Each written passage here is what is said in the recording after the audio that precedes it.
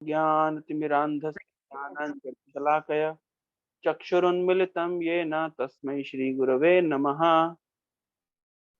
नमः ओं विष्णुपादाय कृष्णपृष्ठाय भूतले श्रीमते भक्तिवेदांत स्वामिन् इति नामिने। नमस्ते सारस्वती देवे गौरवाणी प्रचारिणे निर्विशेष शून्यवादी पाश्चात्य देश तारिणे।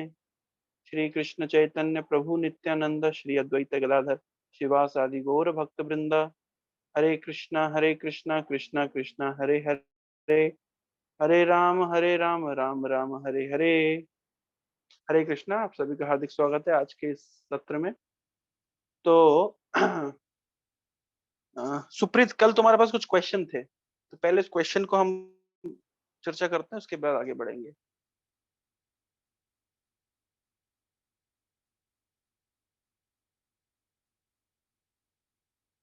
सुप्रीत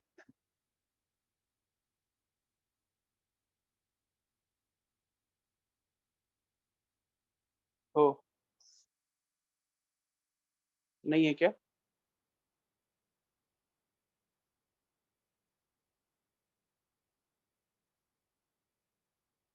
ठीक है, एनीवे तो कल तक हमने चर्चा किया था श्रीमद् भागवतम के 8th कैंटो का 2nd चैप्टर का लास्ट श्लोक तक। The supreme personality of godhead is certainly not known to everyone, but he is very powerful and influential. Therefore, although the serpent of eternal time, which is fearful in force, endlessly chases everyone ready to swallow him, if one who fears this serpent seeks shelter of the Lord give him protection, for even death runs away in the fear of the Lord. I therefore surrender unto him, the great and powerful supreme authority, who is actual shelter of everyone. तो कल तक हमने यहाँ पे पढ़ा था कि गजेंद्र इस कंक्लूजन में पहुंचा है कि मुझे भगवान की शेल्टर लेनी चाहिए। तो अब चैप्टर नंबर 3, 8th कैंटो का चैप्टर नंबर 3 से गजेंद्र की प्रार्थनाएं हैं, तो आज हम उसको सुनेंगे। टेक्स्ट 1। अभिषेक, आप स्क्रीन शेयर कर सकते हैं? जी प्रभु जी, बस 1 मिनट दीजिए। हाँ, वेदाबेस में कैंटो 8 चैप्टर 3 टेक्स्ट 1।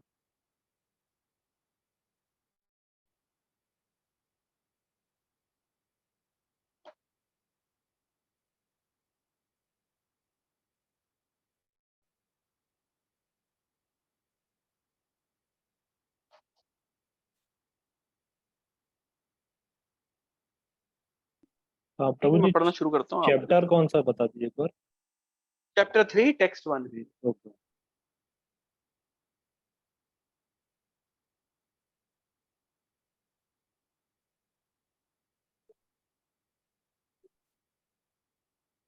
श्री बादरायणिरुवाच एवं व्यवस्थितो बुद्ध्या समाधाय मनोहृदि जजाप परमं जाप्यम प्राग्जन्मनि अनुशिक्षितम। थोड़ा सा बड़ा कर लीजिए, हम भी बड़ा कर सकते हैं। ओके। श्री बादरायणिरुवाच एवं व्यवस्थितो बुद्ध्वा बुद्ध्या समाधाय मनोहृदि जजाप परमं जाप्यम प्राग्जन्मनि अनुशिक्षितम। तो बादरायणी किसका नाम है? सुखदेव गोस्वामी का नाम है। तो सुखदेव गोस्वामी ने कहा एवं इस प्रकार व्यवस्थित फिक्स्ड बुद्धिया बुद्धि को समाधया पूरी तरीके से समाधि में स्थित कर दिया। सम्यक रूपेण धी अपने इंटेलिजेंस को, अपने कंसंट्रेशन को बिल्कुल एक जगह फिक्स कर दिया। मनः हृदय, और मन और हृदय को बिल्कुल एक साथ समाधि में स्थित कर दिया। पूरी तरीके से हारमोनी, मन और हृदय पूरी तरह हारमोनी में है और फिक्स किया। फिक्स करके जजाप, जाप किया। किसका जाप किया? एक मंत्र का जाप किया। परमम जाप्यम प्राक जन्म अनुशिक्षितम। पिछले जन्म में जो मंत्र सीखे थे उन मंत्रों का जाप किया। किसने? गजेंद्र ने। किस तरीके से? व्यवस्थितः बुद्धिया समाधया मना हृदय। मन और हृदय, चेतना को पूरी तरीके से स्थित कर दिया, अपनी बुद्धि को पूरी तरीके से फिक्स्ड कर दिया और मंत्र का जाप किया। कौन से मंत्र का जाप किया? अनुशिक्षितम, जो सीखा था। कब सीखा था? प्राग जन्मनी, पूर्व जन्म में। उस परम जाप को, परम मंत्र को जपा। Shri Sukhdev Goswami continued thereafter. The king of the elephants, Gajendra, fixed his mind in his heart with perfect intelligence and chanted a mantra which he had learned in previous birth as Indradum, which he had remembered by the grace of Krishna.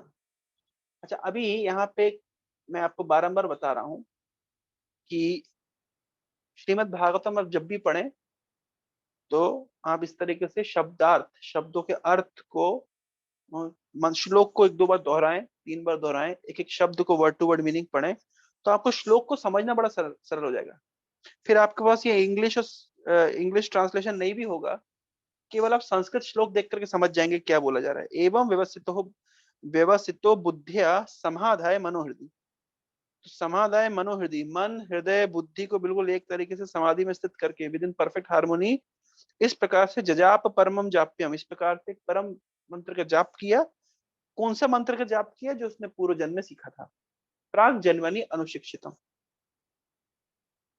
तो अब बड़ी interesting बात यह है कि पूर्व जन्म में सीखे हुए मंत्र को गजेंद्र याद रख पाया। ऐसा कैसे संभव हुआ? तो प्रभुपाद जी तात्पर्य में समझाते हैं।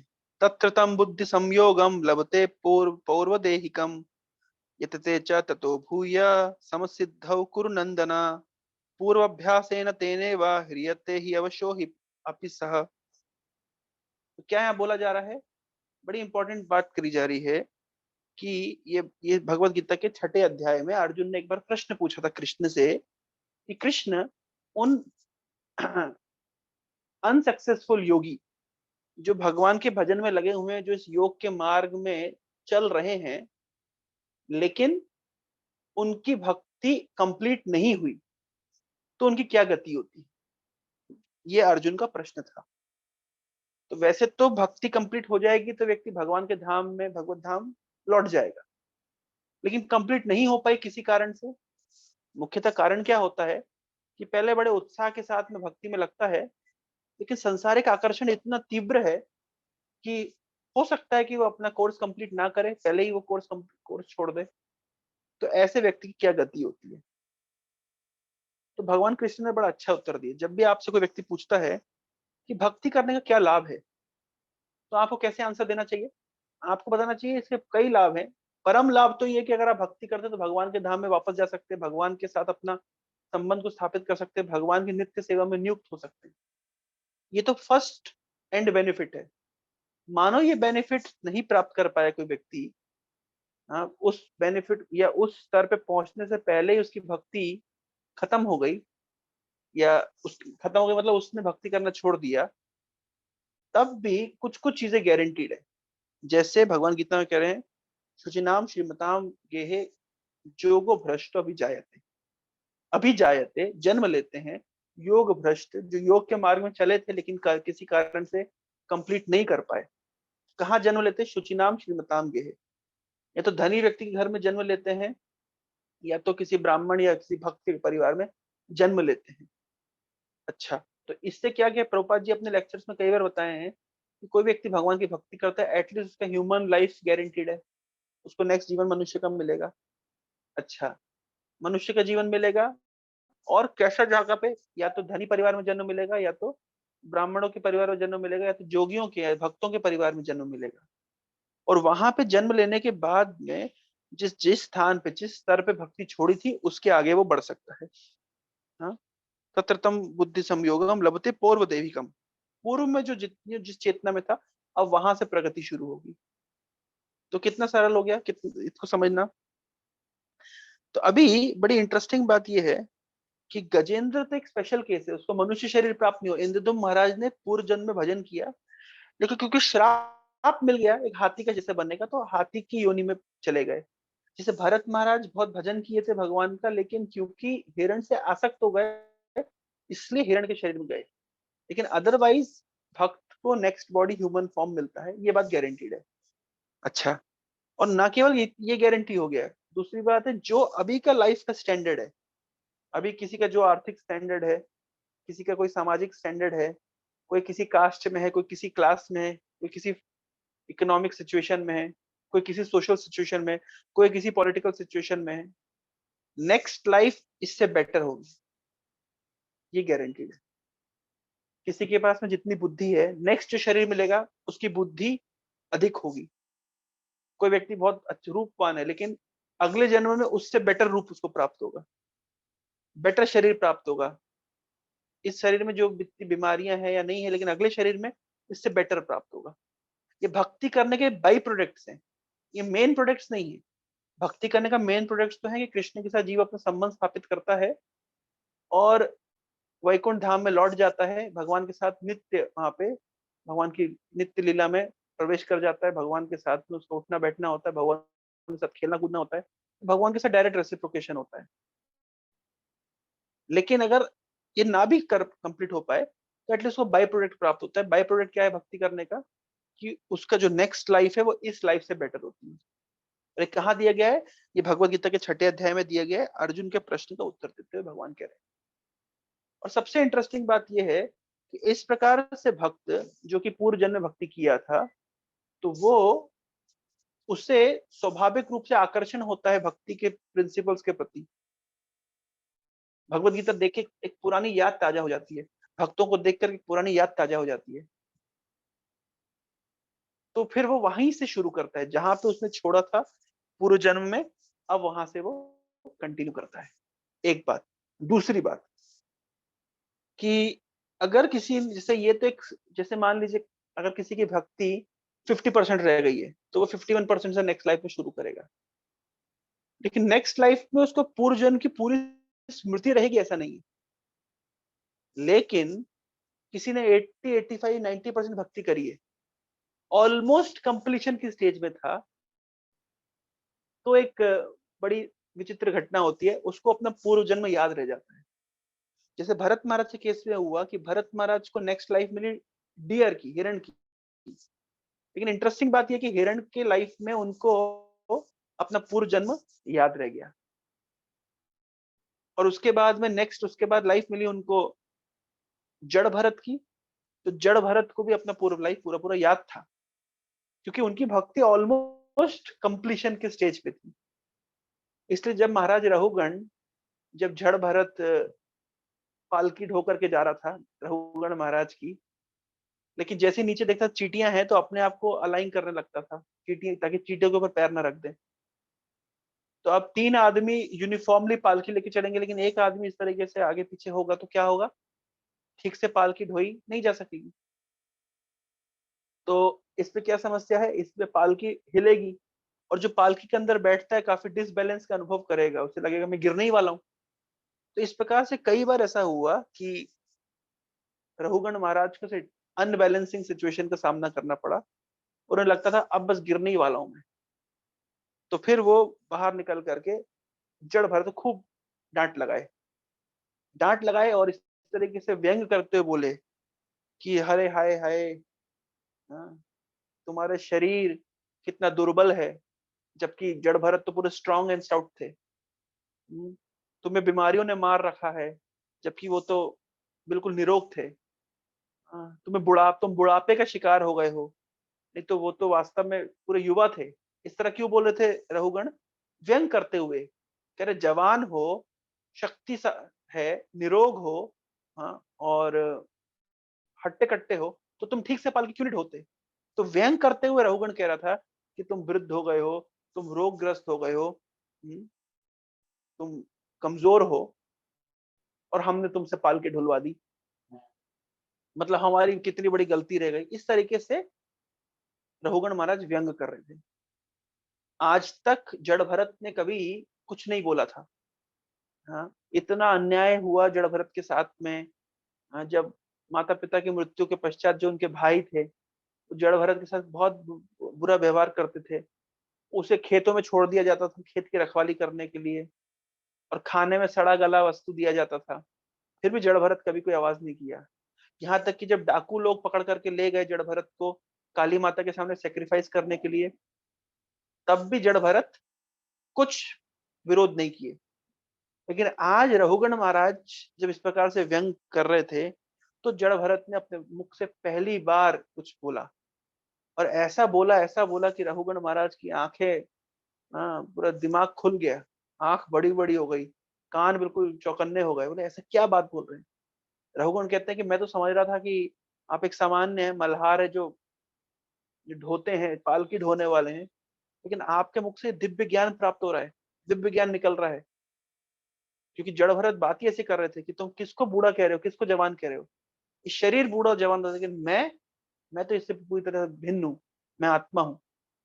तो रघुगण महाराज वास्तव में कहाँ जा रहे थे, वो गंगा सागर जा रहे थे, कपिल मुनि के आश्रम में। लेकिन रास्ते में इनकी मुलाकात हो गई जड़ भरत के साथ में। और जब जड़ भरत के मुख से, जब जड़ भरत ने देखा कि ये वास्तव में कैंडिडेट है जो आध्यात्मिक ज्ञान के तो जिज्ञासु है, लेकिन दुर्भाग्य से राजा है, और राजा होने के लिए उसके पास, जो राजा है तो राजा वाला अभिमान भी है, लेकिन अदरवाइज ये जा रहा है एक आध्यात्मिक मार्ग का अनुशीलन करने के लिए, तो इसको ज्ञान देना चाहिए, he is a suitable candidate. तो इस तरीके से जड़ भरत ने फिर ज्ञान देना आरंभ किया। किसको? महाराज रघुगण को। और जब बहुत सारा ज्ञान दिया तो रघुगण ने पूछा आप कौन है। तब जड़ भरत कहता है तुमने नाम सुना है भरत का, जिसके नाम पे ये पूरी दुनिया का राज नाम हुआ है भारतवर्ष। बोले हाँ हाँ, वो तो चक्रवर्ती सम्राट महाराज भरत थे। बोले मैं वही भरत हूँ, मैं वही भरत हूँ जो जिसके नाम पे इस देश का नाम भारतवर्ष हुआ है। लेकिन मेरा दुर्भाग्य है कि मैं सब कुछ छोड़ के जंगल गया भगवान का भजन करने के लिए, लेकिन वहां एक हिरण से आसक्त हो गया और मैंने एक हिरण का शरीर प्राप्त किया, और इस तरीके से हिरण योनि में मैं नीचे गिर गया। और उसके बाद में अब मैं एक ब्राह्मण परिवार में जन्म लिया हूँ। और अब मैं, वो जड़ नहीं थे, वो मूर्ख नहीं थे, वो अंधे बहरे गूंगे नहीं थे, जो दिखाते थे इस तरह से। तो कहने का तात्पर्य क्या है कि जब महाराज रघुगण को जब उपदेश दे रहे थे तो अपना पूर्व इतिहास उन्होंने बताया। तो जिस व्यक्ति की भक्ति है लगभग लगभग कंप्लीशन की स्टेज पे होती है, उसको अपना पूर्व जन्म पूरी तरीके से याद रहता है।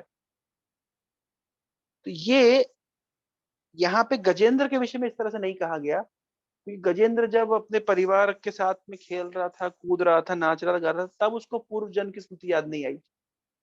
लेकिन जब क्रोकोडाइल ने उसको पकड़ लिया, काफी दिन तक झगड़ा चलता रहा क्रोकोडाइल और एलिफेंट के बीच में, गजेंद्र के बीच में। और गजेंद्र हिम्मत हारने लगा, जब पूरी तरीके से थक गया और अब बिल्कुल हार मानने लगा कि अब तो मृत्यु को मुझे गले लगाना ही पड़ेगा। उस समय उस कंक्लूजन में पहुंचा कि मुझे भगवान विष्णु को शरणागत होना चाहिए, वही मुझे इस समस्या का समाधान दिला सकते हैं। तो by the grace of Krishna, Prabhupada ji लिखते हैं कि, है ना, by the grace of Krishna he remembered the mantras he had learned in his previous life as महाराज इंद्रदुम्न। ये बात प्रभुपाद जी यहाँ पे लिख रहे हैं। तो ऐसा नहीं है कि गजेंद्र को पूरे समय में उसको याद था कि पूर्व हिस्ट्री, उसकी अगर पूर्व हिस्ट्री उसको याद होती थी तो शायद इस तरीके से वो फैमिली एंजॉयमेंट में नहीं फंसता था जैसे जड़ भरत नहीं फंसा। लेकिन उनको पूरा इतिहास याद नहीं था। लेकिन बिल्कुल अंत समय में जब इस तरह की सिचुएशन में फंस गए, तब भगवान की कृपा से इनको वो मंत्र जिन्होंने याद किए थे वो याद आ गए, और फिर अपने पूरी कॉन्शियसनेस को उन्होंने एब्जॉर्ब कर दिया उस मंत्र में, और बहुत ही हृदय के प्रेम के साथ में, भावुक भावनाओं के साथ में भगवान की स्तुति करी। क्या स्तुति करी? श्री गजेंद्र उवाच। अब हम उस स्तुति सुनेंगे। इंटरेस्टिंग बात यहाँ पे एक और प्रभुपाद जी अपने तात्पर्य में लिखते हैं कि हर व्यक्ति को चाहिए कि कुछ कुछ मंत्र श्लोक को याद करता रहे, ताकि उसको अपने खाली समय में आप उसको रिसाइट कर सकें। हाँ, तो प्रभुपाद लिख रहे हैं, हरे कृष्ण महामंत्र तो हम जब करते हैं, लेकिन साथ में नरसिंह प्रणाम या गोविंदम आदि पुरुषम ब्रह्म संहिता इत्यादि इन सब मंत्रों को हमें याद करना चाहिए और गुनगुनाना चाहिए, गाना चाहिए। ये प्रभुपाद जी यहाँ पे बोल रहे हैं। तो देखिए हम लोग तो श्लोक बाय श्लोक आगे बढ़ते जा रहे हैं, लेकिन आप लोग का होमवर्क ये है कि आप प्रभुपाद जी के तात्पर्य को पढ़ लिया करिएगा। बेस्ट तो यही है कि जो प्रसंग चर्चा चल रहा है उसके परपट पढ़ लीजिए, तो प्रसंग को पकड़ना सरल हो जाएगा और इसी बहाने परपट्स की पढ़ाई भी हो जाएगी। ओके, तो गजेंद्र उवाचा, श्री गजेंद्र उवाच ओम नमो भगवते तस्मै यत् एतच्चिदात्मकं पुरुष पुरुषादि बीजाय परे परेशाय विधीमहि परेश परेशा परेशाय अभिधीमहि। श्री गजेंद्र उवाच ओम नमो भगवते तस्मै यतेतच्चिदात्मकं पुरुषादि बीजाय परेशाभिधीमहि। अभिधीमहि शब्द का होता है मैं ध्यान करता हूँ। धीमहि गायत्री मंत्र में शब्द आता है धीमहि, मैं ध्यान करता हूँ। अच्छा, तो किसका ध्यान करता हूँ? पर ईशाय, जो परमेश्वर है, पार ब्रह्म परमेश्वर है, तुम सबके स्वामी, जो शिव ब्रह्मा आदि देवों के स्वामी हैं, पर ईशाय, मैं उनका ध्यान करता हूँ। परेशाय अभिधीमहि, उनके क्या क्या लक्षण हैं? पुरुष आदि बीजाय, पुरुष आदि बीजाय, आदि बीज शब्द का अर्थ क्या होता है? Is the root cause of everything, origin of everything. ईश्वरः परमा कृष्ण सच्चिदानंद विग्रह अनादिरादिर गोविंद सर्व कारण कारणम, सर्व कारण कारणम, तो सभी कारणों के कारण है। आदि बीज आया, सब कुछ इनसे उत्पन्न हुआ है। अहम सर्वस्व प्रभवो मत्ता सर्वम प्रवर्तते इति मत्वा भजन्ते मां बुधा भाव समन्विता। तो अहम सर्वस्व प्रभो, सब कुछ मुझसे उद्भूत हुआ है। मत्ता सर्वम प्रवर्तते, ये भौतिक जगत आध्यात्मिक जगत सब कुछ मुझसे उत्पन्न हुआ। मत्ता परतर नान्यत् किंचित् अस्ति धनंजय मयि सर्वमिदं प्रोक्तम सूत्रे मणिगवैवा। हाँ, तो भगवान गीता में क्या बता रहे हैं? मत्ता परतरन ना अन्य किंचित अस्ति धनंजय, हे धनंजय मुझसे परे और कुछ भी नहीं है। सब कुछ मुझ पर उसी तरह स्थित है जिस प्रकार से ये विभिन्न मोती हैं लेकिन एक धागे के ऊपर फिट बैठे हुए हैं, आश्रित हैं। उसी प्रकार संसार में सब कुछ मुझ पर आश्रित है। बीजम माम सर्वभूता नाम विद्धि पार्थम सनातनम, हे अर्जुन ये जान लो कि मैं सभी जीवों का मूल बीज हूँ। यही शब्द यहाँ पे आया है, आदि बीज आया। समझना कठिन है शब्द को, आदि बीज। सब कुछ उनसे उत्पन्न हुआ है, रूट कॉज ऑफ एवरीथिंग। लेकिन आदि बीज क्या है? पुरुष आया। बड़ी इंटरेस्टिंग बात अब यहाँ पे निकल करके आ रही है। जो आदि बीज है वो पुरुष है। एक यहाँ पे एक इंटरेस्टिंग फिनोमेना कि सभी का जो मूल है वो एक व्यक्ति है, पुरुष है। निराकार ब्रह्म नहीं है। यहां से एक देखिए, ये है वेदों का, जो हमने कल भी सुना था। गजेंद्र जो स्तुति कर रहे हैं वास्तव में ये पूरे वेदों, वैदिक साहित्य का सार है। लेकिन वो सार क्या प्रस्तुत किया जा रहा है कि आदि बीज आया, जिनसे सब चीज की उत्पत्ति हुई है। परेशः, वो शिव ब्रह्मा आदि देवों के स्वामी हैं। लेकिन वो कौन है? वो पुरुष, पुरुष है, मतलब एक व्यक्ति है। यहां तक कि भगवत गीता में साफ साफ लिखा है ब्रह्मणो ही प्रतिष्ठा हम, ब्रह्म मुझ पर आश्रित है। तो हमारे बीच, वैष्णवों के बीच में और मायावादियों के बीच में केवल इसी प्रकार का जो डिबेट चलता रहता है। क्या डिबेट चलता है? कि वैष्णव कहते हैं कि सभी चीज का स्रोत है ब्रह्म। ठीक है, सच बात है कि सभी चीज ब्रह्म से उत्पन्न हुई है। लेकिन ब्रह्म का स्रोत भी कौन है? आदि बीज आया पुरुष। ब्रह्म के स्रोत भी वो पुरुष है, सुप्रीम पर्सन भगवान है। ये एक इंटरेस्टिंग बात है। और बात भगवत गीता में यही भगवान बोल रहे हैं, मत्ता परतर ना अन्यत् किंचित अस्ति धनंजय, मुझसे सुपीरियर और कुछ भी नहीं, मुझसे परे और कुछ भी नहीं, मैं सबसे परे।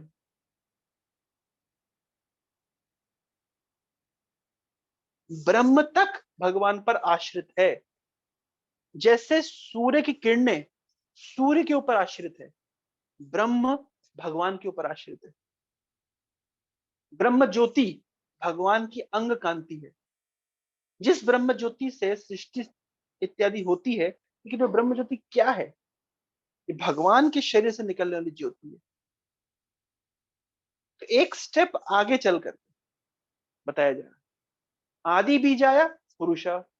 आदि बीज तो है भगवान, लेकिन वो पुरुष है, वो एक व्यक्ति है। कैसे व्यक्ति हैं? यत एतत् चिदात्मकम, चिदात्मकम। सभी शरीर भौतिक प्रकृति के बने हुए हैं। भूमिरापो नलो वायु खम मनो बुद्धिरेव च अहंकारित्यम में भिन्ना प्रकृतिरष्टदा। ये जो शरीर है जीवों के, ये प्रकृति का बना हुआ है। भूमि, अग्नि, जल, वायु, आकाश इत्यादि तत्वों से बना हुआ ये शरीर मृत है। इसमें चिद आत्मकम, इसको चेतना प्रदान करने वाला कौन है? कॉन्शियसनेस, चेतना कैसे आती है इस मरे हुए शरीर में? ये चेतना आती है भगवान की शक्ति से, भगवान की परा प्रकृति से। अपरिमितस्तो अन्य विद्धि में पराम जीव भूताम महाबाहो येदम धार्यते जगत। बड़ी इंटरेस्टिंग बात बोली जा रही है यहाँ पे, समझिए। चिदात्मकम, तो प्रभुपाद जी क्या लिख रहे हैं ट्रांसलेशन में? In this word the word एतत् चिदात्मकम आर वेरी इंपॉर्टेंट। परपट में लिख रहे हैं Prabhupada ji, the material body certainly consists only of material elements, but when one awakens to Krishna conscious understanding, the body is no longer material but spiritual. The material body is meant for sense enjoyment, where the spiritual body engages in transcendental loving service of the Lord. एक minute, ठीक है, थोड़ा सा इसमें एक just a minute, मैं आपको बताता हूँ कहाँ गया।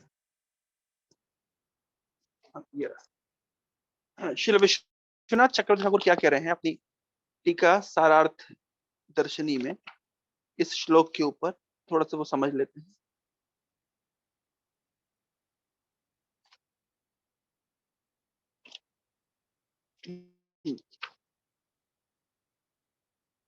ठीक है। ओम नमो भगवते तस्मै यत एतत् चिदात्मकं पुरुषादि बीजाय परेशाय विधीमहि। I offer respects to the Supreme Lord and meditate upon him because he makes the universe and the body conscious. He is in the form of human who is the first cause of everything. He is Supreme Lord. तो commentary में श्री विश्वनाथ चक्रवर्ती ठाकुर लिख रहे हैं, I offer respects to and meditate upon the Lord, because of whom this world of gross and subtle bodies made up of Maya becomes conscious.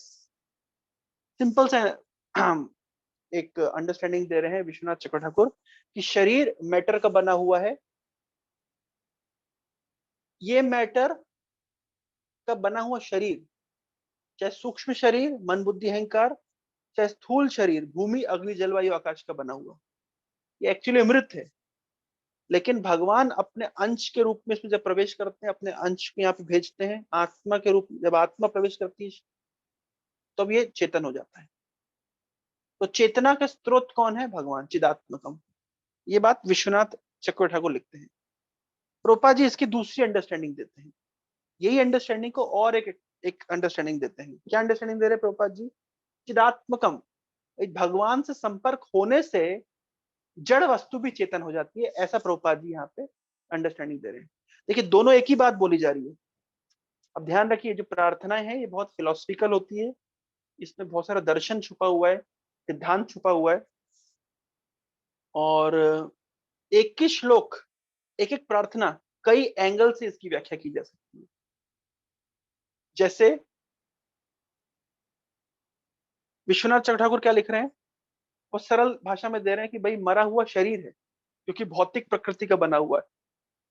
इसके अंदर चेतना कौन लाते हैं? इसके अंदर चेतना भगवान लाते हैं।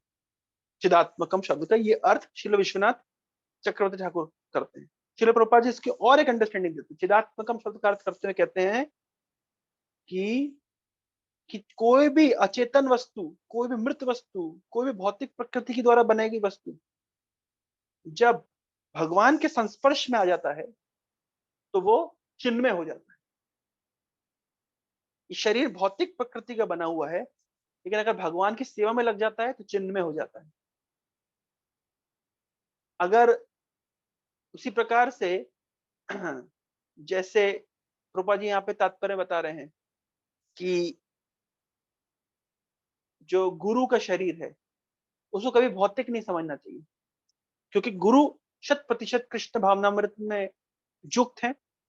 तो दिखने में लग सकता है कि उनका शरीर भौतिक है, लेकिन वास्तव में वो चेतन है।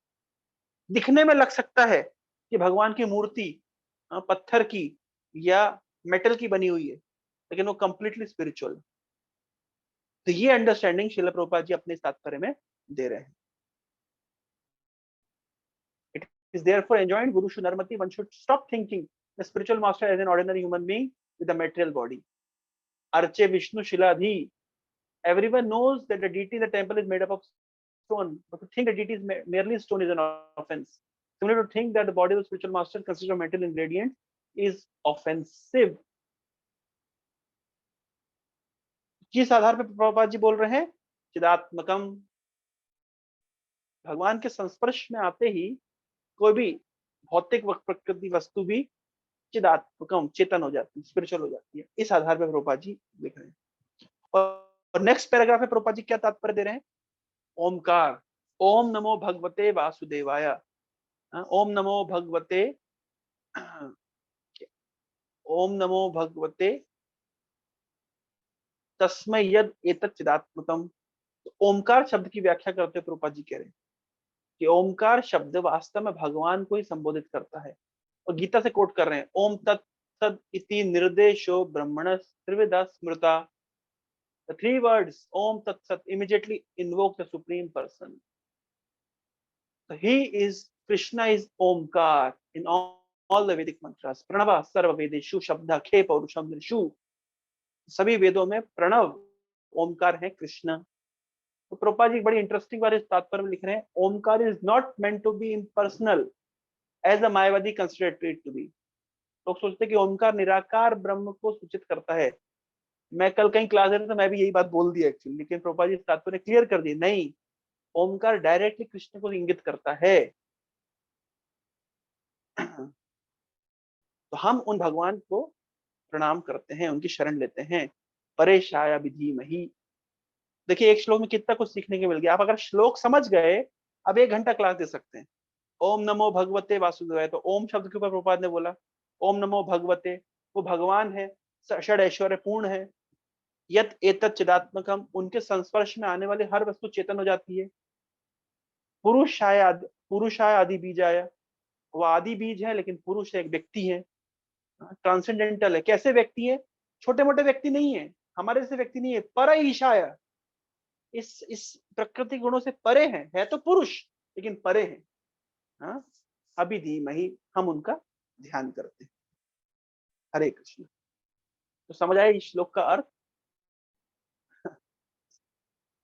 तो इस तरीके से भागवत में कितना हम कंप्लीट कर पाएंगे वो इंपॉर्टेंट नहीं है, स्टाइल क्या है, ट्रिक क्या है, कैसे भागवत पढ़ा जाए, एक एक शब्द को पकड़ के कैसे समझा जाए, कैसे विश्वनाथ ठाकुर कमेंट्री से देखा जाए, प्रोपा जी कमेंट्री से देखा जाए, श्रीधर स्वामी कमेंट्री से देखा जाए। हाँ, तो इस तरीके से कई एंगल से आपको एक एक श्लोक का अंडरस्टैंडिंग लगेगा। इस तरीके से भागवत को हमको पढ़ना चाहिए, समझना चाहिए। ठीक है, तो आज यहीं तक रखते हैं, कल हम नेक्स्ट श्लोक को करेंगे। सुप्रीत पर कुछ क्वेश्चंस थे, लेकिन समय हो गया और स्टार्टिंग में हम नहीं डिस्कस कर पाए, तो कल उसको डिस्कस करेंगे। ठीक है ना? हरे कृष्णा। ग्रंथराज श्रीमद् भागवतम की जय। जगत गुरु श्रील प्रभुपाद की जय।